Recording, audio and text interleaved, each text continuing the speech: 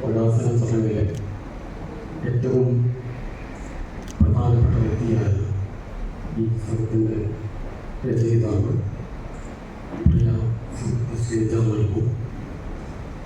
കവിതകൾ ഇംഗ്ലീഷിൽ പരിഭാഷപ്പെടുത്തിയ പരിഭാഷകൻ നൽകിയ അംശം പുസ്തകം ഏറ്റുവാങ്ങിയ രാജീവ് മേനോൻ വിശദമായി പുസ്തക പരിചയം നടത്തുന്നു സൂരജ് രാജേഷ് ഡോക്ടർ. തുടർന്ന് ആശംസകളെക്കുറിച്ച് സംസാരിക്കുന്ന C P Abubakar, professor K K Sulochana, Krishnakumar. പുസ്തകം പ്രസിദ്ധീകരിച്ചാണ് ചേരൻ വേദിയിലെയും സദസ്സിലെയും പ്രിയപ്പെട്ടവരെ, സുഹൃത്തുക്കൾ, വളരെ വളരെ സന്തോഷമാണ് ഒരു ചടങ്ങിൽ പങ്കെടുക്കാൻ. ശ്രീജയുടെ കവിതാ പുസ്തകത്തിൻ്റെ ഇംഗ്ലീഷ് പരിഭാഷ പ്രകാശനം ചെയ്യാനുമായിട്ട് ഒരു അവസരം കിട്ടിയതിൽ അതിനെന്നെ ക്ഷണിച്ചതിന്, ആ ഉത്തരവാദിത്വം എന്നെ ഏൽപ്പിച്ചതിന് ആദ്യമായിട്ട് നിങ്ങളോട് ഓരോരുത്തരും നന്ദി പറയും.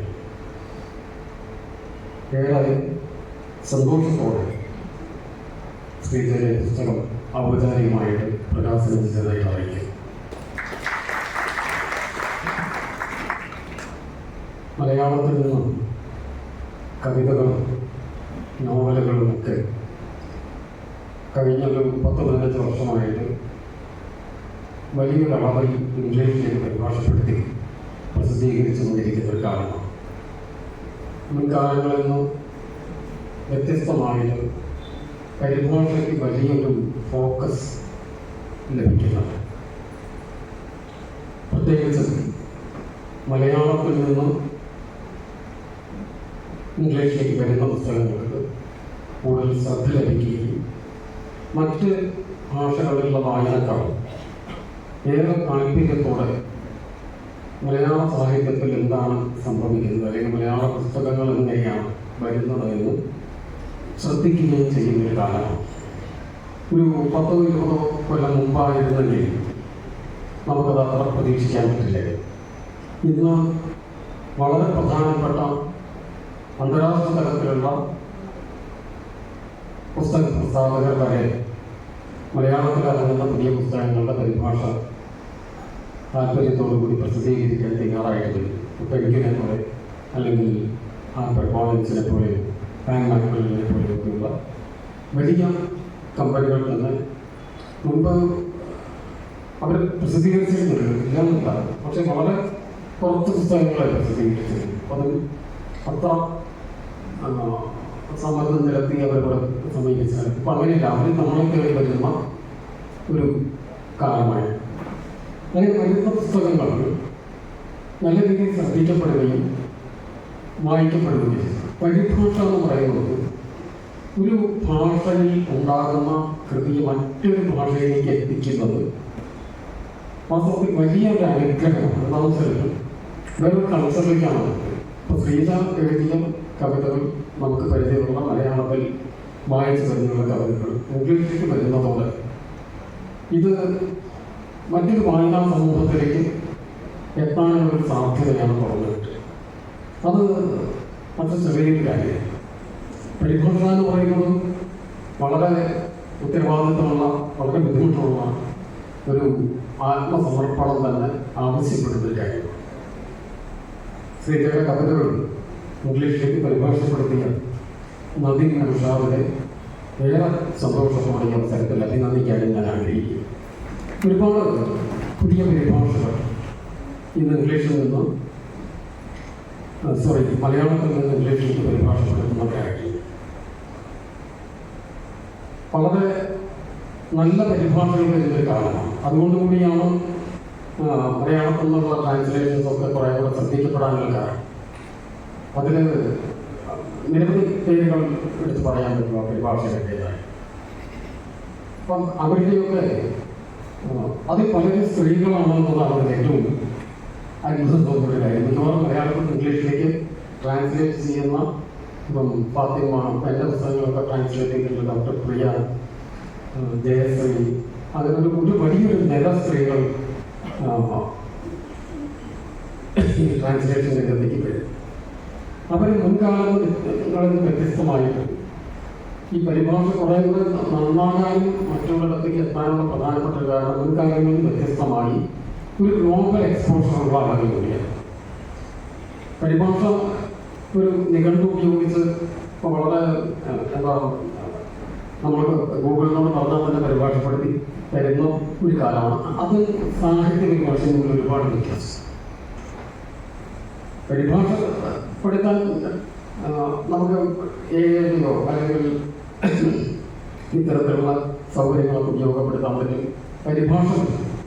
പക്ഷെ അതിൽ സാഹിത്യത്തിൻ്റെ കലയുടെ ഒരംശം മാത്രം നഷ്ടപ്പെടും. ബാക്കി ഇതിൻ്റെ അർത്ഥതലങ്ങളെല്ലാം ഉണ്ടായിരുന്നു. കവിതയൊന്നും ഒരു തരത്തിൽ ട്രാൻസ്ലേറ്റ് ചെയ്യാൻ പറ്റില്ല എന്ന് വിശ്വസിക്കുന്ന ഒരാളാണ്. എന്നുവെച്ചാൽ കവിത ഭാഷയുടെ വളരെ സൂക്ഷ്മമായ പ്രയോഗങ്ങളിലൂടെ ഒരു ശില്പഭംഗിയോട് താൻ പറയാൻ ഉദ്ദേശിക്കുന്ന കാര്യങ്ങൾ വായനക്കാരനെ അനുഭവിപ്പിക്കുന്ന ഒരു കാര്യമാണ്. അത് സാധിക്കണമെങ്കിൽ ഇതിന് വലിയ അർത്ഥം അതേപോലെ തന്നെ പറഞ്ഞിട്ടുള്ളതുകൊണ്ട് കാര്യമായില്ല. വളരെ ബുദ്ധിമുട്ടുള്ള കാര്യം.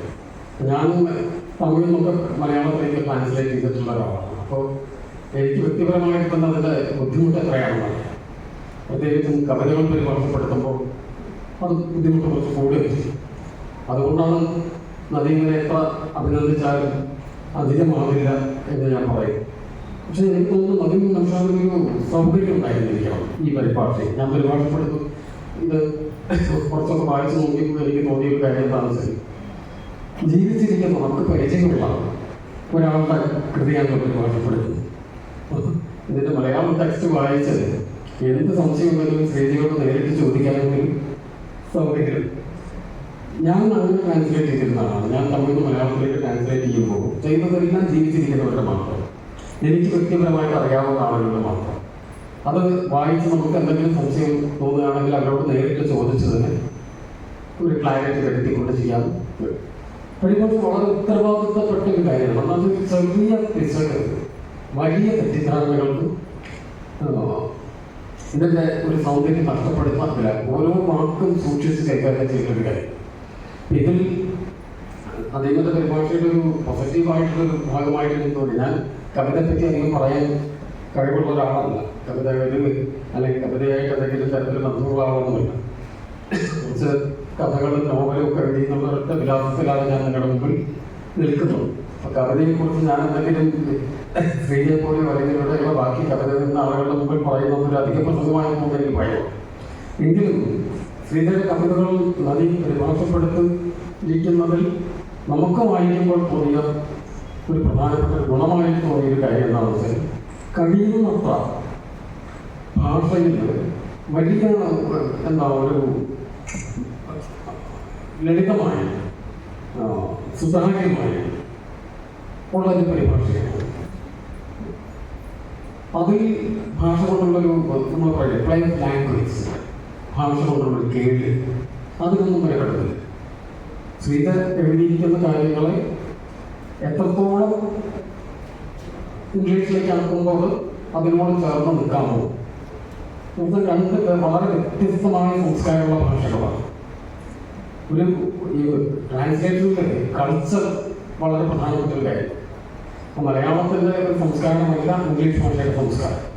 വ്യത്യസ്തമായ സംസ്കാരമുള്ളൊരു ഭാഷയിലേക്ക് ട്രാൻസ്ലേറ്റ് ചെയ്യുമ്പോൾ ഈ രണ്ട് ഭാഷയും അറിഞ്ഞാലും ഡിക്ഷണറികളുണ്ടായാലോ ബാക്കിയുള്ള കാര്യങ്ങളൊന്നും കാര്യമില്ല. രണ്ട് ഭാഷയും സംസ്കാരത്തെ തിരിച്ചറിയാൻ, ആ സംസ്കാരത്തെ അറിയുമ്പോഴാണ് അതിൻ്റെ പ്രയോഗത്തിൻ്റെ വളരെ സൂക്ഷ്മമായ തലങ്ങളിലേക്ക് പോകുന്നത്. അപ്പോൾ ഞാൻ തമിഴിൽ നിന്നുള്ള ഒരു പരിഭാഷയുടെ ഒരു പിശകുമായിട്ട് ബന്ധപ്പെട്ടൊരു കാര്യമാണ്. അത് എനിക്ക് വളരെ ബഹുമാനമുള്ള ആവശ്യമാണ്. പക്ഷെ അദ്ദേഹത്തിൻ്റെ തെറ്റുമല്ല, ആ ഒരു എറർ വരുമ്പോൾ അതെങ്ങനെയാണത് ബാധിക്കുന്നത് അറിയാൻ വേണ്ടിയിട്ട് ഒരു ഉദാഹരണമായിട്ട് പറയുന്നത്. തമിഴിലെ പുതിയ തലമുറ എന്ന് പറയുന്നത് അവരിപ്പോൾ കുറച്ചൊക്കെ സീനിയറായിട്ടുള്ള ആളാണ്, പൊളിറ്റിക്കലായിട്ടൊക്കെ നിങ്ങൾക്ക് അറിയുന്ന ആളാണ്. കനിമൊഴി കരുണാമതി എന്ന് പറയുന്ന കവയത്രി. ഒന്നാമത്തെ കവിതകൾ വരുന്നതാണ്. അപ്പോൾ അവരുടെ ഒരു കവിത മലയാളത്തിലേക്ക് പരിഭാഷപ്പെടുത്തി. അപ്പോൾ പരിഭാഷപ്പെടുത്തി അവരുടെ മാത്രമല്ല കുറേ കവിതകൾ പരിഭാഷപ്പെടുത്തി കളക്ഷനായിട്ട് പുസ്തകമായിട്ട് പോകും. അപ്പോൾ അതിൽ ഒരു കവിതയുടെ തമിഴിലുള്ള പേര് കറുവറൈ വാസന. ഈ കറുവറൈ വാസന എന്ന് പറഞ്ഞ തമിഴിൽ അന്ന് വളരെയധികം ചർച്ച ചെയ്യപ്പെട്ട ഒരു സ്ത്രീത്വവുമായി ബന്ധപ്പെട്ട് അവർ നേരിടുന്ന പ്രശ്നങ്ങളുമായി ബന്ധപ്പെട്ട് വളരെ പ്രധാനപ്പെട്ട കവിതയാണ് കരിമുട്ടി. അത് മലയാളത്തിലേക്ക് പരിഭാഷപ്പെടുത്തിയപ്പോൾ അതിന് പുറത്ത് തലക്കെട്ട് അത് തന്നെ അത് അടുത്ത വരിയായിട്ട് വരുന്നൊരു കവിതയാണ്. ഗർഭപാത്രത്തിൻ്റെ മണം എന്നതിന് പകരം പ്രസവ മുറിയുടെ മണമെന്ന്.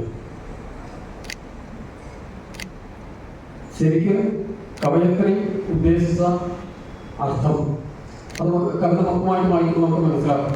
അതിൻ്റെ ഗർഭപാത്രത്തിൻ്റെ മണം എന്ന് പറയുന്നത് പല തരത്തിൽ മനസ്സിലാക്കേണ്ട ഒരു മീനിങ് ഉള്ള ഒരു കാര്യമാണ്. അതിന് പകരം പ്രസവ മുറിയുടെ മണം എന്നത് പരിഭാഷപ്പെടുത്തിയാൽ എത്ര അബദ്ധമായി തീരുന്നത്. അത് അതിൻ്റെ ഒരു കാവ്യ ഗുണം നഷ്ടപ്പെടുകയാണ്. അപ്പോൾ പരിഭാഷകൻ വേണമെങ്കിൽ അത് വായിച്ചിട്ടില്ലെങ്കിൽ ഈ പ്രസവ മുറിയെക്കുറിച്ചും അതിനെ കുറേ മരുന്നുകളൊക്കെ കഴിക്കുന്നതിനെക്കുറിച്ചും അതിൻ്റെ ആ ഒരു ഫിസിക്കലായിട്ടുള്ള സ്മെല്ലാണ് ഇദ്ദേഹത്തിനെ സംബന്ധിച്ച് മനസ്സിലേക്ക് വന്നത്.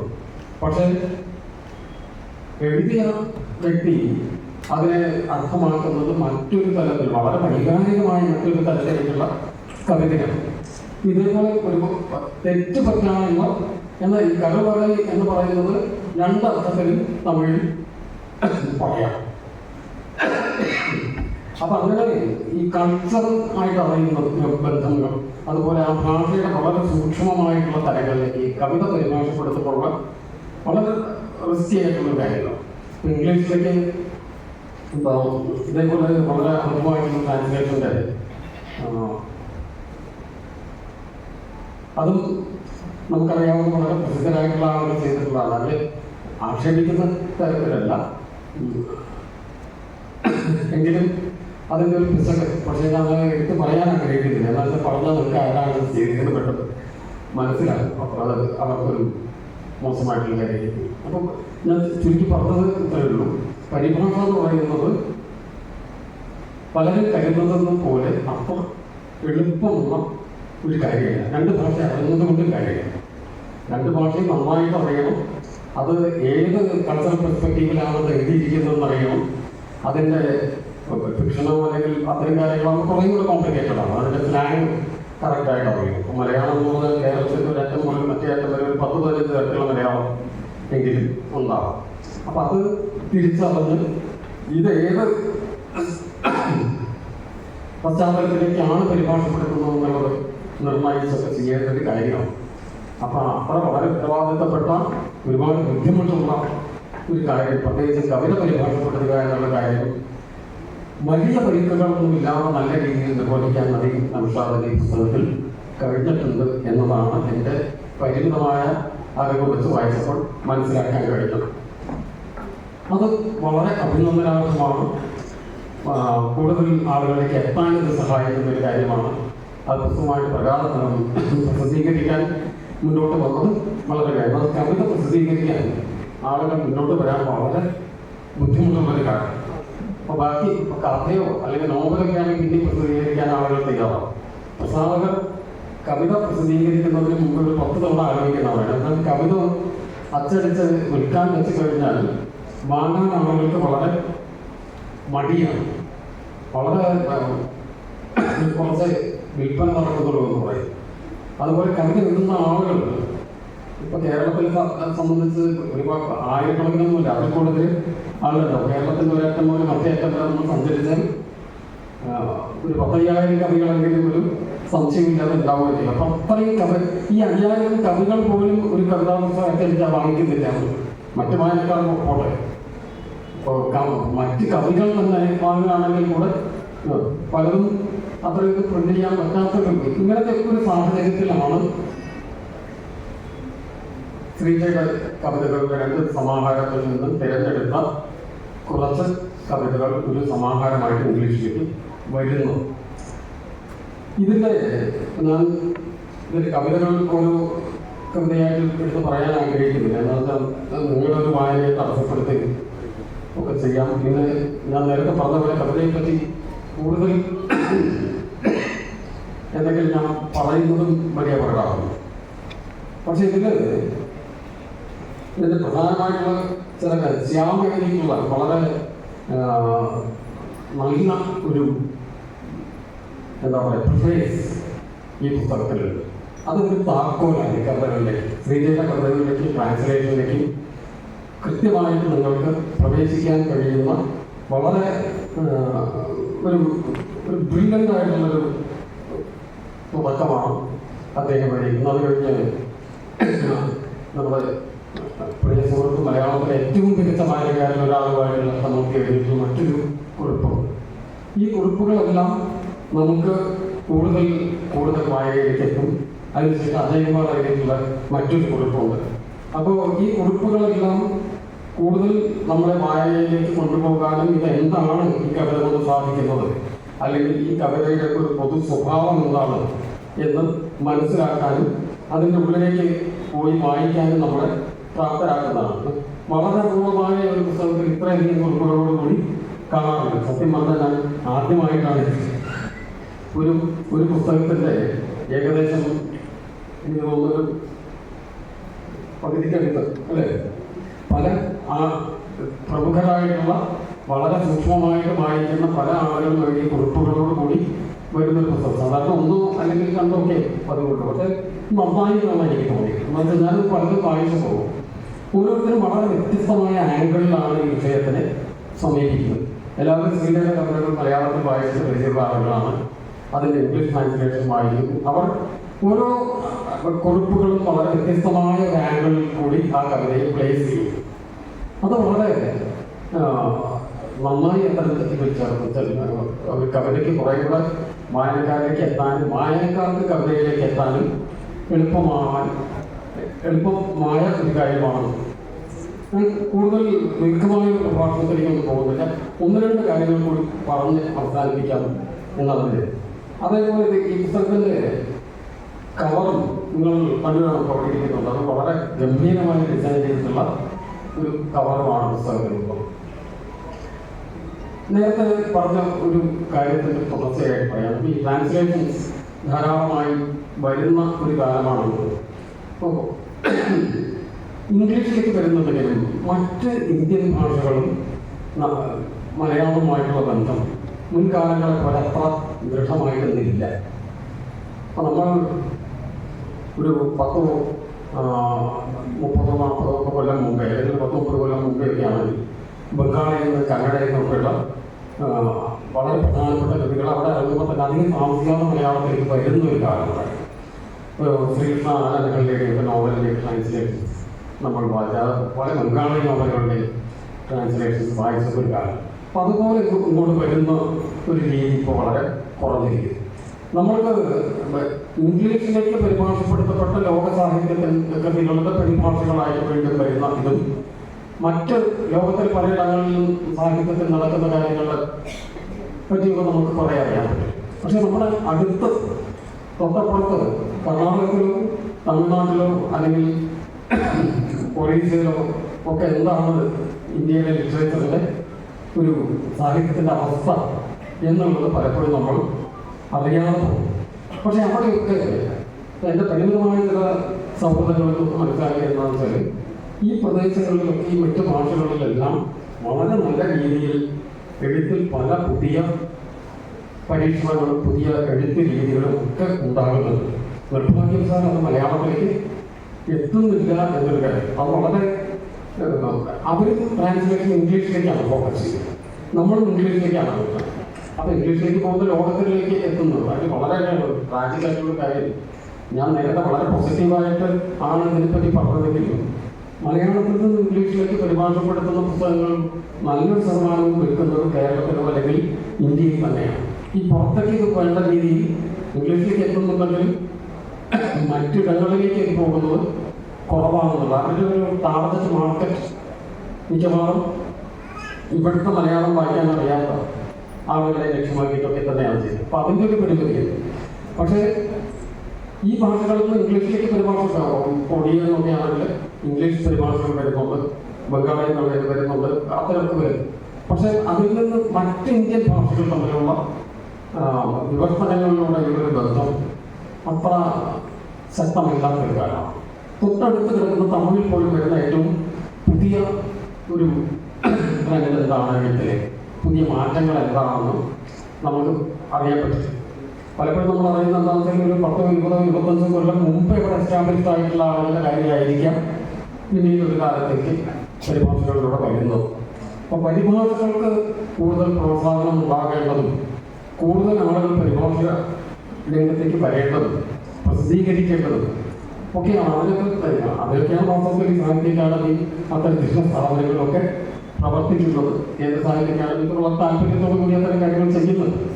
പക്ഷെ അവർ ചെയ്യുന്നതും എങ്ങനെയാണെന്ന് വെച്ചാൽ മിക്കവാറും ഒരു കേന്ദ്ര സാഹിത്യ അക്കാദമി അവാർഡ് കിട്ടുന്ന ആളുകളുടെ പുസ്തകങ്ങൾ അവർക്ക് മിക്കവാറും ഒരുപാട് വളരെ സീനിയേഴ്സ് ആയിട്ടുള്ള അവരുടെ ഒരു പ്രൈം ഇതൊക്കെ കഴിഞ്ഞിട്ടുള്ള ആളുകളിലേക്ക്. അപ്പം കറണ്ട് ആ ലിറ്ററേച്ചറിന്റെ സ്വഭാവമായിരിക്കില്ല എന്ന് വിളിക്കാൻ.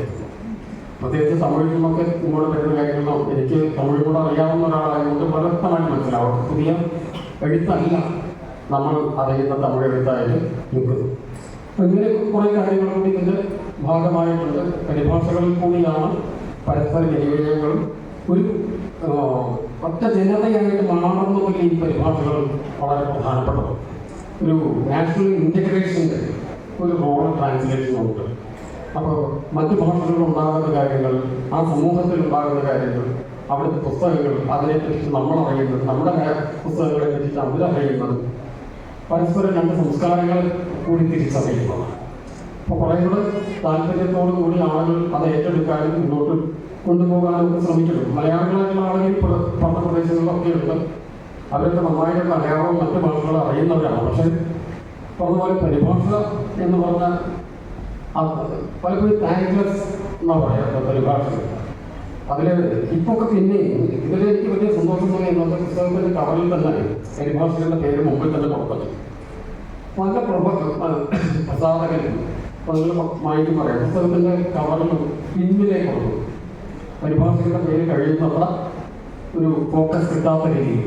ഞാൻ പരിഭാഷ ചെയ്ത ചില സമയത്തൊക്കെ മാഗസിനുകളിലൊക്കെ നമ്മൾ കൊടുത്ത ഈ ആർട്ടിക്കിളിൻ്റെ ഏറ്റവും അവസാനത്തെ പേജിൽ ആ ആർട്ടിക്കിൾ അടിച്ചേക്കണേക്കാൾ കുറച്ചും കൂടെ ചെറിയ ഒരു ഫോണ്ടിൽ ഒരൊറ്റത്തായിട്ട് കൊടുക്കുന്നത്. ഇത് പരിഭാഷയല്ല എന്ന് വായിക്കുന്നവർക്ക് തോന്നിയാൽ അത്രയും നന്നായി നമുക്കില്ല. അപ്പം അതിൻ്റെ പരിഭാഷയെ ഒരു രണ്ടാം തരം ആളുകളായി കണ്ടിരുന്ന ഒരു രീതിക്ക് ഇപ്പോൾ കുറേ മാറ്റം വന്നിട്ടുണ്ട്. പരിഭാഷകർക്ക് തുല്യ പ്രാധാന്യം കിട്ടുന്ന ഒരു കാലം വന്നിട്ടുണ്ട്. ഈ പുസ്തകത്തിൽ ഉൾപ്പെടെ വളരെ പ്രാധാന്യത്തോടു കൂടി തന്നെ ആ പേര് ഞാൻ എൻ്റെ പുസ്തകങ്ങളിലൊക്കെ ഇംഗ്ലീഷിലേക്കും തമിഴിലും ഹിന്ദിയിലും കന്നഡയിലൊക്കെ വന്നിട്ടുണ്ട്. അപ്പോൾ ഒക്കെ പ്രസാധകരോട് എടുത്തു പറയാനുള്ള ഒരു കാര്യം, ഈ പരിഭാഷകൻ അല്ലെങ്കിൽ പരിഭാഷക വലിയ ഒരു ഉത്തരവാദിത്തമാണ് നിർവഹിച്ചിരിക്കുന്ന അവരുടെ പേര് ഓതറുടെ പേര് പോലെ തന്നെ വളരെ പ്രാധാന്യത്തോടു കൂടി തന്നെ കൊടുക്കേണ്ട ഒരു കാര്യമാണ്. അത് നിങ്ങൾ മറച്ചു വെച്ചുകൊണ്ട് ചെയ്യരുത് എന്ന് പറഞ്ഞ് അവർക്ക് അതേപോലെ ചെയ്തിട്ടുണ്ട്. പൊതുവെ ഇപ്പോൾ ആ മാറ്റങ്ങളുണ്ട്. അതുകൊണ്ട് ഈ അവസരത്തിൽ ഒരിക്കൽ കൂടി നദീം നൗഷാദിനെ അഭിനന്ദിക്കുകയാണ്. ശ്രീദേവിയുടെ കവിതകൾ ഇംഗ്ലീഷിലേക്കാക്കി ലോകത്തിലെ മറ്റു ഇടങ്ങളിലുള്ള ആളുകൾക്ക് കൂടി വായിക്കാനുള്ള ഒരു അവസരം നൽകിയതുകൊണ്ടും അത് സാമാന്യം നല്ല രീതിയിൽ അത് മികച്ച പരിഭാഷയാണല്ലോ എന്ന് പറയാൻ വിലയിരുത്താനുള്ള ഒരു അറിവ് എനിക്കില്ലാത്തതുകൊണ്ട് പറയുന്നതാണ്. എൻ്റെ നോക്കത്തിൽ സാമാന്യം നല്ല രീതിയിൽ ഇംഗ്ലീഷിലേക്ക് പരിഭാഷപ്പെടുത്താൻ കഴിഞ്ഞിട്ടുണ്ട്. അതേപോലെ ശ്രീനെ സംബന്ധിച്ചിടത്തോളം ഇത് എഴുത്ത് ജീവിതത്തിലെ ഒരു പുതിയൊരു ഘട്ടമാണ്. എന്നാൽ ഇതുവരെ എഴുതിയിരുന്നത് വായിച്ചിരുന്ന ആളുകൾ മാത്രമല്ല അത് വായിക്കാൻ പോകും, മറ്റൊരു തരത്തിലുള്ള ആളുകൾ വായിക്കും. അത് നമുക്ക് ഒരു വ്യത്യസ്തമായിട്ടുള്ള അനുഭവമാണ്. എൻ്റെ വ്യക്തിപരമായ അനുഭവത്തിൽ നിന്ന് എനിക്ക് തോന്നിയത് അപ്പോഴാണ് നമുക്ക് വളരെ സന്തോഷം. നമ്മളായിട്ട് ഒരു പരിചയമില്ലാത്ത ആളുകൾ, എവിടെയോ ജീവിക്കുന്ന ആളുകൾ. എൻ്റെ സുഗന്ധി എന്ന ആണ്ടാൾ ദേവനായകങ്ങളുടെ നോവലിൻ്റെ ഇംഗ്ലീഷ് പരിഭാഷ ഹാർപ്പർ കോളേജ് പബ്ലിഷ് ചെയ്ത് ഏറ്റവും കൂടുതൽ വായിക്കപ്പെട്ടതും ചർച്ച ചെയ്യപ്പെട്ടതും ഒക്കെ ശ്രീലങ്കയിലെ. ശ്രീലങ്കയിൽ നിന്ന് 100 കണക്കിന് വായനക്കാർ നമുക്ക് മെസ്സേജുകളായിട്ടും നേരിട്ട് വിളിച്ചും ഒക്കെ അതിനോട് പ്രതികരിച്ചു. എനിക്ക് വലിയ സന്തോഷം തോന്നി. അവരിന്ന് ഞാൻ നേരിട്ട് കണ്ടിട്ടുള്ള ഒരു തരത്തിൽ നന്നായിട്ട് ബന്ധമുള്ള ആളുകളല്ല. ഈ പരിഭാഷ വായിച്ചതിൻ്റെ ഇതിൽ മാത്രം. ഞാൻ അവസാനത്തെ ഒരു ശ്രീലങ്കൻ യാത്രയിൽ ഒരു വ്യക്തി എന്നോട് വിളിച്ചിട്ട് ഞാൻ അവിടെ എത്തിയിട്ടുണ്ടെന്ന് പറഞ്ഞിട്ട് സുമാർ ഒരു 100-200 കിലോമീറ്റർ ദൂരെ ഡ്രൈവ് ചെയ്ത് റോഡിൽ ഒരു സൈഡിൽ വന്ന് ഞാൻ ഇന്ന സ്ഥലത്തുണ്ടായിരിക്കും, നിങ്ങളെന്ന് നേരിട്ട് കാണണം എന്ന്. ഒരു 10 മിനിറ്റ് നേരം കാണാൻ വേണ്ടി മാത്രമാണ്. ഈ പരിഭാഷ ഇല്ലെങ്കിൽ ഇത് എത്തിയിട്ടുണ്ടാവില്ല. ഞാൻ മലയാളത്തിൽ എഴുതിയ പുസ്തകം മലയാളി വായനക്കാർ മാത്രം വായിച്ചിട്ടുണ്ടാവും. ഡോക്ടർ പ്രിയ നായർ എന്ന് പറഞ്ഞത് ഇംഗ്ലീഷിലേക്ക് പരിഭാഷപ്പെടുത്തിയത് കൊണ്ടാണ് ശ്രീലങ്കയുടെ തെക്കൻ അറ്റത്ത് കിടക്കുന്ന ആളുകളിലേക്ക് വരെ അത് എത്തുന്നത്. ആ ഒരു പ്രദേശം മാത്രമല്ല, മറ്റു പല ഇടങ്ങളിലേക്ക്. അപ്പം ശ്രീലങ്കയുടെ കവിതകൾ ഇംഗ്ലീഷിലേക്ക് വരുമ്പോൾ ഇതുവരെ ഉണ്ടായിരുന്ന വായനക്കാരല്ല, പുതിയ ഒരു വിഭാഗം വായനക്കാരിലേക്ക് ഇത് എത്തുന്നു. ഒരു എഴുത്തുകാരിയെ സംബന്ധിച്ചിടത്തോളം വളരെ പ്രധാനപ്പെട്ട ഒരു കാര്യമാണ് എഴുത്ത് എന്നുള്ള മേഖലയിൽ. കവിതയാണ് എഴുതുന്നത്. അപ്പം കവിത എന്നുള്ള മേഖലയിൽ കൂടുതൽ ആത്മവിശ്വാസത്തോടു കൂടി കൂടുതൽ നല്ല രീതിയിൽ മുന്നോട്ട് പോകാനുള്ള ഒരു പ്രചോദനം ഉണ്ടാകുന്ന ഒരു കാര്യമാണ്. കൂടുതൽ എഴുതാനും കവിതയും ബാക്കിയുള്ള കാര്യങ്ങളും ഒക്കെ നല്ല രീതിയിൽ എഴുതാനും ഒക്കെ കഴിയട്ടെ എന്ന് ആശംസിക്കുന്നു. ഇനിയും ധാരാളം പുസ്തകങ്ങൾ വരട്ടെ, പരിഭാഷകൾ വരട്ടെ, ധാരാളം ആളുകൾ വായിക്കട്ടെ.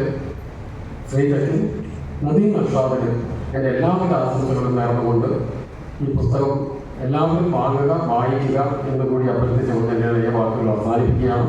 നിങ്ങൾക്ക് എല്ലാവർക്കും സ്നേഹം, നമസ്കാരം.